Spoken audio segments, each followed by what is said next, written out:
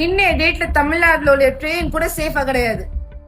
ஒரு ஒடிசால இருந்து வந்த பையனை 17 வயசு பசங்க காஞ்சா அடிச்சுட்டு அருவால வச்சு 20 ஆட்டி வெட்டுன்னு வெட்டியிருக்காங்க.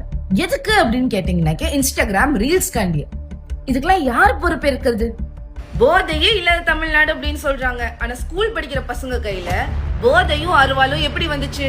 ட்ரெயின்ல சண்டை நடக்குது. கவர்மெண்ட் ரயில்வே போலீஸ் எங்க போனாங்க?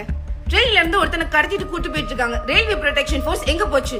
ஹோம் டிபார்ட்மெண்ட் ஸ்டாலின் சார் கையில தான் இருக்கு. ஆனா எங்க சட்ட ஒழுங்கே ஒரு கேள்விக்குறியாகி போயிருக்குங்க. திருமாவளவன் சார், மாரி செல்வராஜ் சார், பார் ரஞ்சித் சார், சார் நீங்களே ஏன் சார் அமைதியா இருக்கிறீங்க? சார் தமிழ்நாட்டுல எங்க ஒரு கொடூர நடந்தாலுமே நீங்க தானே சார் ஃபர்ஸ்ட் குரல் கொடுப்பீங்க. இப்ப ஏன் சார் அமைதியா இருக்கிறீங்க? Why aren't nobody talking about this issue?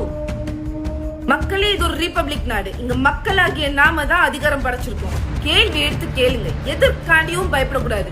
Indian constitution நம்மளுக்கு கொடுத்திருக்க ஒரு ரைட்ஸ் அது. நம்ம எதற்காண்டியுமே பயப்பட வேணாம். கேள்வி நீங்க கேட்க சட்டம் ஒழுங்குப்படும்.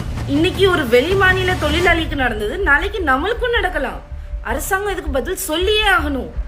கேள்வி கேட்கறது மட்டும் நிப்பாட்டாதீங்க. வெற்றிவேல் வீரவேல், ஜெய பாரத்.